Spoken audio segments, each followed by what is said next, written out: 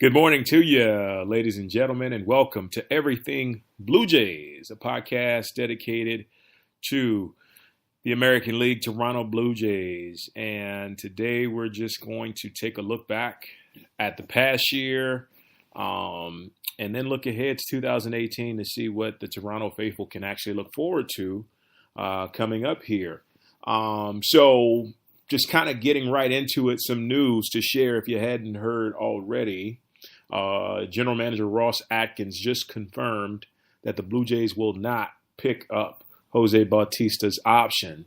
So that means likely Jose Bautista has played his last game as a Toronto Blue Jay. It was definitely a tough year for him, but he brought some good memories. And, you know, I'm sure that a lot of the fan base won't forget the great times we had with him in a Blue Jay uniform. Atkins also discussed in his press conference about bringing on some impact arms and some, as far as pitching goes, and also some bigger bats as well to kind of complement what the Jays already have in their lineup. So let's, first things first, let's take a look back at 2017. And when I think about 2017, I look at a season that at one point showed a lot of promise. I also see a season of missed opportunities, of just so many games. Honestly, I would say about 40 to 45 games the Jays could have won very, well, not easily, but they could have came close to getting a W in that column. And so, you know, you have to ask yourself, when things go that way, some people think, well, it's just luck. Sometimes it's your year. Sometimes it's not. True. But the good teams and the really good teams, you see when they get in positions like this, they don't squander opportunities. And I think, unfortunately, that's what we saw from Toronto a lot throughout this past season. One team that really comes to mind, with the exception of the World Series last year, was the Cleveland Indians, and how well they played down the stretch and how clutch they were. Even this year now, you know, they would get into those games where it went late and, you know, it was more of a pitching duel than anything else, and they would just find a way to generate those runs. And I think the Blue Jays are likely one or two hitters away from being able to do that. And also another ace, you know, I wrote an article the other day talking about how if they add one more pitcher that can kind of, I guess you would say, compete with Stroman to be the ace, and it's a healthy competition. It's them going out and being inspired by the other to do their best, kind of like Maddox, Glavine, and Smoltz and Kent Mercker back in the 90s with the Atlanta Braves. I think if the Jays can bring in one more arm that can really solidify that rotation, which is already really good when you think about some of the guys they have and the performances they gave this year. You know, you add somebody else into that rotation, kick one of those other guys into the bullpen, and, you know, you give your team a shot to win each and every time. So that is kind of what's on the radar right now. It's still postseason, so this won't actually start to take place until after the World Series is over and we enter that free agency period. But it's exciting. It's exciting to think about what's ahead to 2018. But looking back at 2017, I think the one thing that stood out to me more so than anything else was the hitting, and how so many games the Blue Jays went without just seeming like they just couldn't do anything to generate runs. And I was at a ball game. I was at the Yankees game recently, about a month and a half ago, a couple months ago. And, you know, you saw a team that was just finding their stride, finding their groove as far as like seeing the ball clearly and really driving it. And they were doing really well. And I think that was something that needed to transpire over the course of the season that actually didn't. And a lot of that kind of attributes to, the low batting average. I think the team batting average was around 240 or something like that. And, it's just you can't win any games when you're batting that low, because what that shows to me, a 240 batting average, team batting average, shows that on some days you come to the park and it's lights out. You're knocking everything over the wall. But then other days, you're just not seeing it, or you're pressing so hard.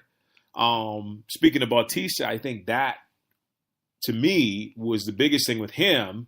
There was so much pressure on him to perform this year because he had such a big contract at $18 million a year, that you saw him press a lot of times. And that's why I feel like his batting average was so low. Like I think he did go under 200 a couple times this year. But, it was unfortunate to see, because the thing is, what you can't do as a hitter, you can't press.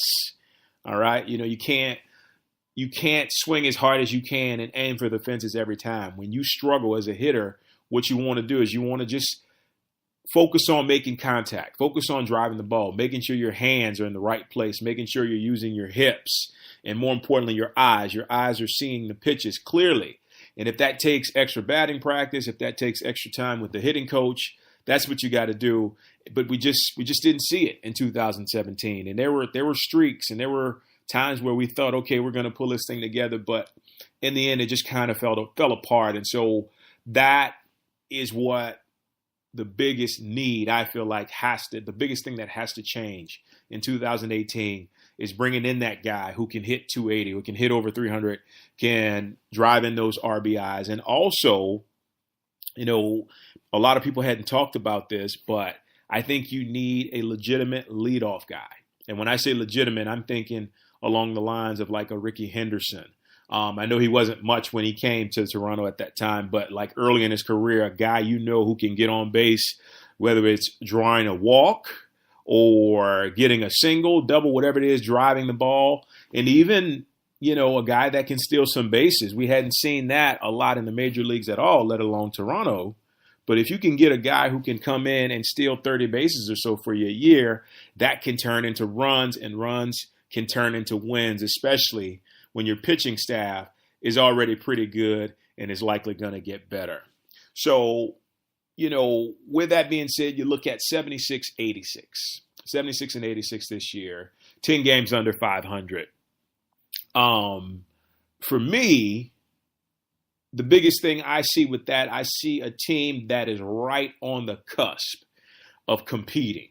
When you think of that team that the Jays had back in 2015, who kind of went the distance there for a bit, and you look at the team that followed and how they came out every week, or every day rather, and just competed, and they gave their all and they gave their best. And you think of those guys like David Price and a few others who are currently on the squad, and that just really were inspired to show up every day and do a great job. I think that was lacking a bit, not in everyone, but in a lot of guys we had that we saw in the everyday lineup. And then, as you can see, that brought about a lot of the minor league guys coming up to really see what the Blue Jays had in their system, because I think it's going to take a free agent to come in and really kind of spark that lineup. But you definitely need a leadoff hitter, and you definitely need a bat behind Smoke and behind Donaldson. And so we'll see how that plays out. Hopefully Atkins and company can make that a reality and make that happen. And we'll see some firepower, some home runs, some extra home runs, and just mainly just driving the ball. We'll see a lot of that next year come 2018. And as far as the pitching side goes, overall, to be honest with you, I thought it was pretty good. We had our moments, no doubt about it. As always, Marcus Stroman was a solidified ace. And, if you find a guy who can come in and challenge him, I said that before. If you find a guy who can challenge him and just be the second ace, or be the, what I like to call the 1A ace, a guy who who can come in and really compete and really, like, once he steps on the mound, they're not going to score a lot of runs. Yeah, he might have a couple bad starts here and there, but that's normal over the course of a 162 game season. But if you can have a guy that can come in and just shut out defenses or shut out hitters, and then we can generate that offense, that becomes a situation to where you also can win a lot of games. And so we're talking the difference between about, honestly, 40 and 50 games for the Jays that they could potentially move into having those wins next year. And it's exciting. Like I said it before, say it again. It's exciting to see that what pieces need to be plugged in. It's just a matter of management being able to get it done, figure it out, making the best choices for the team as far as the salary cap goes, but more importantly, as far as the production goes, because you have a good nucleus where you are right now. You just got to surround that talent with better talent. And if you can do that, if the Jays management can continue to do that, we will be talking about, the AL divisional race this time next year. So we'll kind of monitor this and see how it plays out and go from there. I'm excited about the season, as I know you guys are. And other than that, that's all I really got to today. But stay tuned for future episodes, and we're going to continue to monitor this thing as it goes along and as it starts to unfold as we get closer and closer to the off season and the free agency period. Guys, thanks so much for joining me today. We will catch up to you soon. Thanks so much. Take care.